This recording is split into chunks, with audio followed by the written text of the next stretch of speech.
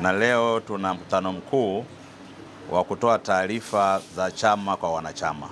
Huu ni mkutano wa mwaka na naamini mwaka huu nafikiri tuna mafanikio makubwa kulingana na mwaka jana. Maanake mwaka jana kwanza idadi ya wanachama mwaka huu imeongezeka.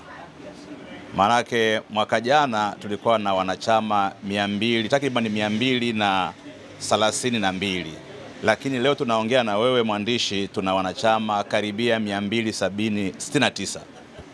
Kwa kweli kwenye SACCOS yetu naweza nikasema kwamba najivunia kwanza kuwa mwana SMN SACCOS, lakini pia kuwa mwenyekiti wa SMN SACCOS. Usalama wa pesa uko vizuri, tena sio kidogo sana, tuko vizuri. Ndugu mwandishi wa habari, changamoto zipo. Panapokuwa na watu zaidi ya mmoja, changamoto ni lazima. Ikumbuke kwamba tumejiunga watu wa aina mbalimbali, lakini changamoto kubwa ni watu kuwekeza. Lakini mambo mengine yako vizuri. Nimealikwa kwenye mkutano huu kwa mgeni rasmi, lakini lengo ni kuona namna ambavyo tunaweza kushirikishana kama wanaushirika, kufundishana na hasa kutatua zile changamoto ambazo vyama vyetu vinaweza kusaidiana kutatua. Kwa nilichokiona kwenye mkutano huu toka tulivyoanza, yamkini ni uchanga wao kwenye ushirika, lakini la pili kwenye uchanga, unaona kuna changamoto kama ambavyo mwenyekiti wa bodi alivyosema kwamba yamkini elimu hawajapata wanachama ya kutosha. Kwa hiyo wanashindwa kutofautisha historia ya chama chao ilikoanza na pale ambapo sasa hivi wapo.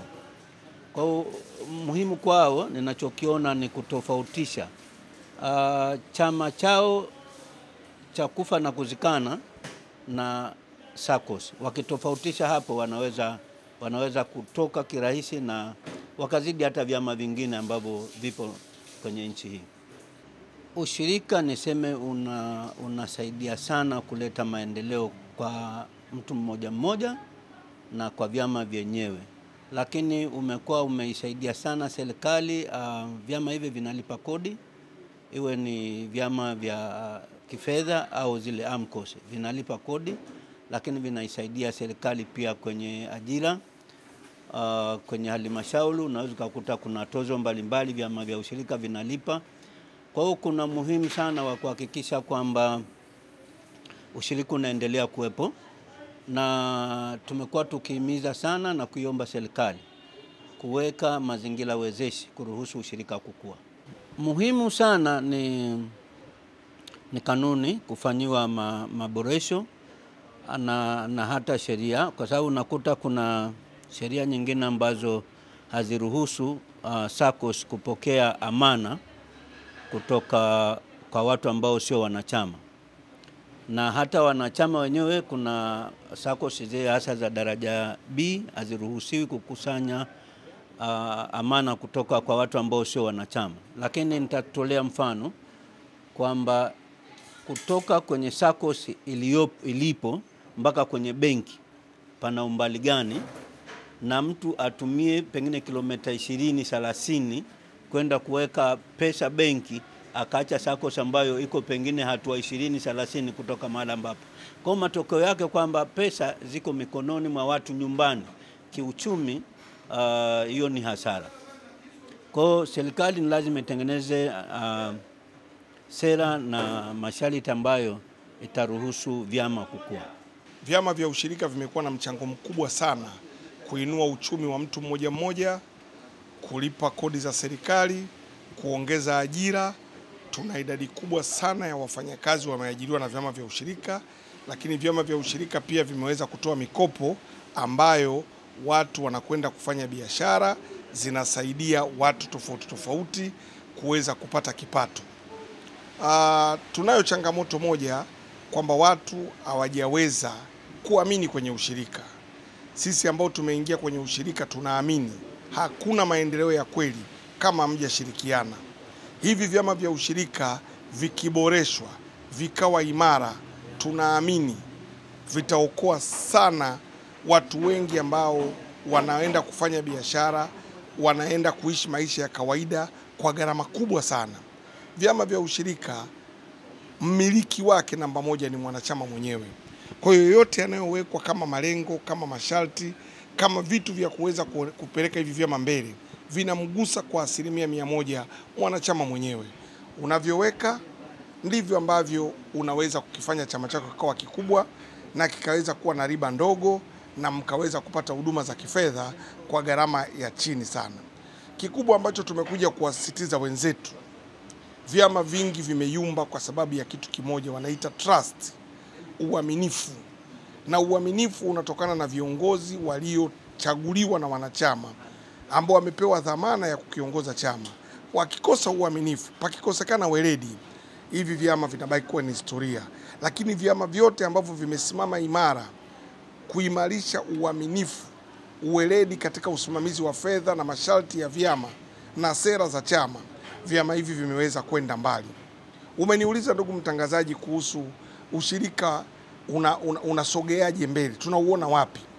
Ni hivi juzi tu katika mkutano mkuu wa Afrika wanaita SACA, Tanzania tumekabidhiwa bendera kuonesha kwamba mkutano mkuu wa Afrika wa vyama vya SACCOS Credit Union unakuja kufanyika Tanzania mwakani. Yote hiyo ni kwamba waandaaji wa mkutano huo wameona Watanzania tumeimarika na tumenyanyuka kiasi gani kuweza kuhakikisha tunaweza tukahosti mkutano mkubwa namna hiyo. Na niwaombe wanaushirika wote, itakapotangazwa ushiriki, tushiriki kwa pamoja, Afrika ijue, dunia ijue kwamba ushirika Tanzania sasa hivi umenyanyuka kupita kiasi. Ninachowaambia wakina mama ni kwamba waje wawekeze kwenye SACCOS kwa sababu kuna usalama wa fedha zao. Mtu anapokuwa ameweka fedha kwenye SACCOS, kwanza yeye hatumii nguvu nyingi, anakuwa amekaa tu huko nyumbani, SACCOS inaendelea kujiendesha, maana SACCOS ni taasisi. Hauhitaji kusimamia kuangalia kimeendaje, wewe umeweka fedha zako, lakini kuna wale wanaosimamia kuhakikisha mzunguko unaendelea, na mwisho wa siku wewe ambaye umewekeza fedha utapata fedha yako inakuwa iko salama, na utapata na faida itakapokuwa ile SACCOS imeendeshwa kwa faida, na kuna usalama wa fedha zako. Kwa kina mama labda mmejiunga vikundi, naweza mkao mmejiunga, lakini ikafika mwisho wa siku mmoja hapo akakosa uaminifu, akafanya vyovyote ambavyo sio salama. Lakini kwenye SACCOS kuna taratibu ambazo ziko kwa mujibu wa sheria ambazo zinaongoza. Kwa hiyo sio rahisi kabisa kukuta kwamba labda fedha yako uliyoiweka imepotea au kuna lolote limefanyika ambalo haliko vizuri, kwa sababu kuna miongozo ambayo iko kwa mujibu wa sheria ya nchi. Kwa hiyo inakuwa inaendeshwa kwa mujibu wa sheria ya nchi. Kwa hiyo wewe uliyewekeza unanufaika kwa namna hiyo. Kwa hiyo akina mama wote na washauri, wekezeni kwenye SACCOS. Kama mjaanzisha SACCOS huko mliko, na washauri muanzishe. Ni rahisi sana kuanzisha. Mnaanza taratibu, mnakuwa. Kuna SACCOS moja nilikuaga huko nyuma kabla sijaweza kujiunga kwenye ESNN SACCOS. Tulianza tunawekeza, ilikuwa unaruhusiwa kukopa mkopo kidogo sana wa milioni 2, lakini hadi naama hiyo taasisi kwa taasisi nyingine ulikuwa unaweza kukopa milioni 30, ambapo tulikuwa tumepanga ni ndani ya miaka, ilikuwa miaka kama 7 hivi. Kwa hiyo SACCOS ni ikisimamiwa vizuri ni sehemu nzuri ya kuwekeza na inawatoa kimaisha, kwa sababu unapokopa kwenye SACCOS kwanza riba yake ni ndogo, alafu hamna usumbufu mwingi wa dhamana, sijui uwe na mali nyingi, labda wanakuwa na mizunguko mingi, bureaucratic nyingi za kupata hiyo fedha. Lakini kwenye SACCOS kuna taratibu chache tu ambazo unazifuata, unapata mkopo, kina mama unajiendeleza, unafanya shughuli zako, unatoka kimaisha. Wanachama wa SMN SACCOS na nina muda kama mwaka mmoja sasa tangu nimejiunga, na kuna faida kubwa mimi kama kijana wa kizazi kipya kujiunga kwenye chama hiki cha ushirika. La kwanza, ninapata nafasi ya kuweka akiba, lakini pia napata nafasi ya kukopa. Na huku kwetu SMN SACCOS mambo ni rahisi sana. Unaweka akiba yako, lakini namna ya kupata mkopo ni namna rahisi sana. Ni kama una pesa kwenye mfuko wa shati. Ndani ya siku moja tu unaweza kupata mkopo wako bila shida yoyote.